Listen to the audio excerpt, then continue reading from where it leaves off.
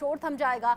आखिरी चरण के मतदान का जो शोर है 1 जून 7वें चरण का रण, जब 57 सीटों पर मतदान है। उत्तर प्रदेश की इसमें 13 सीटें हैं, पंजाब की सभी 13 सीटों पर मतदान है, पश्चिम बंगाल की 9, बिहार की 8 सीटों पर 1 जून को वोटिंग होने जा रही है। 57 सीटें हैं और इसके लिए एक तरीके से ये चुनाव संपन्न हो जाएगा। पूरी तरीके से 1 जून का इंतजार। आम चुनावों की घोषणा के साथ ही 16 मार्च से देश भर में शुरू हुआ चुनावी शोर अब आज शाम 5 बजे से थमने वाला है। इसके साथ ही लोकसभा इलेक्शन के अंतिम चरण का प्रचार भी खत्म हो जाएगा, जिसके लिए 1 जून को मतदान है। इस दौरान 8 राज्यों और केंद्र शासित प्रदेशों की 57 सीटों के लिए मतदान होगा। अंतिम चरण के इस चुनाव में जिन प्रमुख सीटों पर मतदान है उनमें प्रधानमंत्री नरेंद्र मोदी की वाराणसी सीट भी शामिल है। इसके साथ ही पश्चिम बंगाल की डायमंड हार्बर सीट, जहां से ममता बनर्जी के भतीजे अभिषेक बनर्जी मैदान में हैं, और बिहार की पाटलिपुत्र सीट भी शामिल है, जहां से लालू प्रसाद यादव की बेटी मीसा भारती चुनावी मैदान में है। इस बीच 7वें और अंतिम चरण के चुनाव प्रचार के लिए बाकी बचे घंटों में प्रचार को लेकर राजनीतिक दलों ने अपनी ताकत झोंक दी है। बीजेपी और कांग्रेस पार्टी ने अपने सभी स्टार प्रचारकों को मैदान में उतार रखा है। अंतिम चरण का ये चुनाव वैसे भी बीजेपी की अगुवाई वाले एनडीए गठबंधन और कांग्रेस की अगुवाई वाले इंडिया अलायंस दोनों के लिए काफी ज्यादा इंपॉर्टेंट कहा जा रहा है। अब 7वां और आखिरी चरण, जिसके लिए आज शाम जो प्रचार का शोर है वो थम जाएगा, और इसके बाद ही प्रधानमंत्री नरेंद्र मोदी पहुंच जाएंगे कन्याकुमारी विवेकानंद रॉक मेमोरियल पर, जहां ध्यान लगाएंगे। एक रिपोर्ट आप देखिए।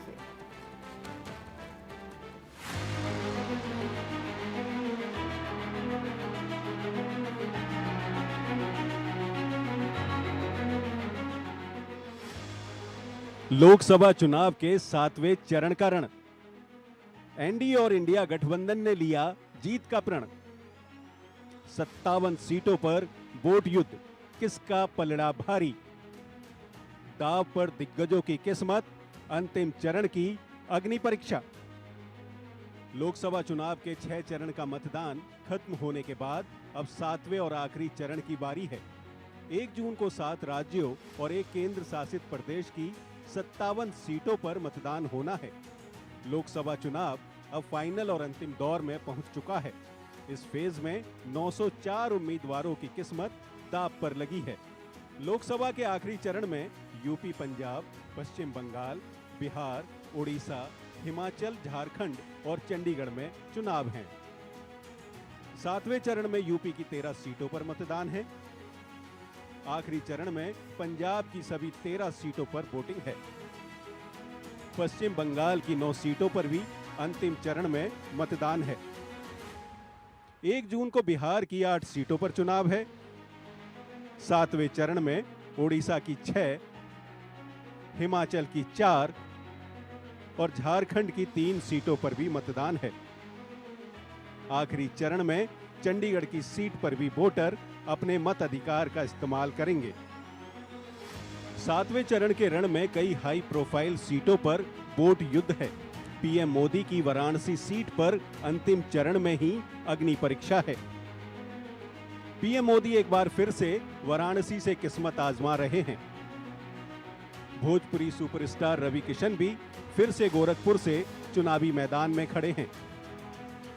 पश्चिम बंगाल में ममता बनर्जी के सियासी वारिस माने जाने वाले अभिषेक बनर्जी की डायमंड हार्बर सीट पर इम्तिहान होगा। बिहार के पटना साहिब सीट से रविशंकर प्रसाद को बीजेपी ने फिर से उम्मीदवार बनाया है, तो वहीं पाटलिपुत्र सीट पर लालू प्रसाद यादव की बेटी मीसा भारती और बीजेपी नेता राम कृपाल यादव चुनावी अखाड़े में ताल ठोक रहे हैं। आरा से एक बार फिर आरके सिंह चुनावी मैदान में हैं। बिहार के काराकाट सीट से राष्ट्रीय लोक मोर्चा के अध्यक्ष उपेंद्र कुशवाहा फिर से किस्मत आजमा रहे हैं, तो वहीं भोजपुरी सुपरस्टार पवन सिंह भी इस बार काराकाट सीट पर चुनाव लड़ रहे हैं। 7वें चरण की जिन 57 सीटों पर 1 जून को चुनाव है, 2019 में उन सीटों पर बीजेपी का प्रदर्शन काफी अच्छा रहा था। पिछले चुनाव में 57 सीटों में से बीजेपी ने 25 सीटें जीती थीं, तो कांग्रेस को सिर्फ 8 सीटों पर ही संतोष करना पड़ा था। जेडीयू को 3 सीटें मिली थीं, तो अपना दल एस को 2 सीटें। शिरोमणि अकाली दल को 2 सीटें, आम आदमी पार्टी को 1, बीजेडी को 2, जेएमएम को 1 और टीएमसी को 9 सीटें जीतने में सफलता हासिल हुई थी। बीजेपी नेतृत्व वाला एनडीए 32 सीटें जीतने में कामयाब रहा, जबकि यूपीए को 9 सीटें ही मिली और अन्य दलों को 14 सीटें मिली थीं। 2019 में भले ही बीजेपी ने शानदार प्रदर्शन किया था, लेकिन 2019 से 2024 का चुनाव पूरी तरह से बदला हुआ है। बिहार से लेकर यूपी तक में सियासी समीकरण बदले हुए हैं, तो बंगाल में ममता बनर्जी को अपनी सीटें बचाए रखने की चुनौती है। Bureau report, India news.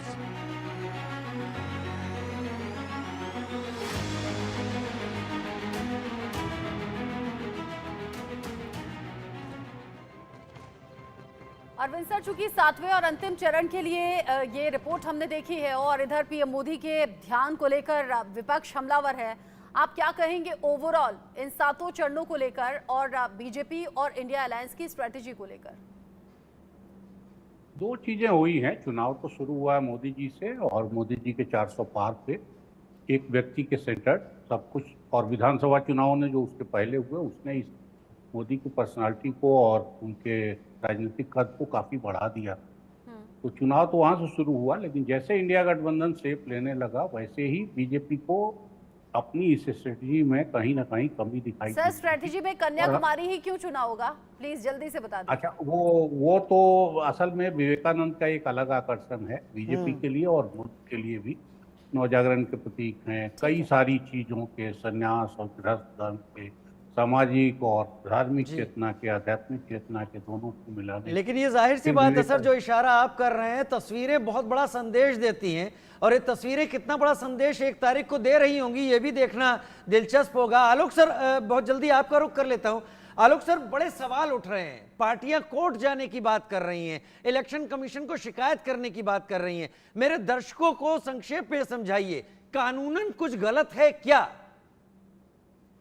देखिए, मैंने कहा ना, कानून तो आजकल इंटरप्रिटेशन में केजरीवाल जी को जमानत मिल गई चुनाव अभियान के लिए, इसलिए मैं लेकिन एक बात मैं कहूंगा, चूंकि बहुत जल्दी, समय कम है, 30 सेकंड में। देखिए, 1 जून को अरविंद केजरीवाल जी, अभी आपने खबर दिखाई है, उस दिन से ही मालूम था कि 1 जून को अरविंद केजरीवाल की सुनवाई है, उसी दिन पंजाब में चुनाव है। तो क्या हमारी ये सब पार्टियां और बीजेपी भी अदालत जाकर ये क्यों नहीं कहती कि भाई इस दिन कुछ फैसला मत दीजिए, क्योंकि इसका असर पंजाब के चुनाव पर पड़ेगा?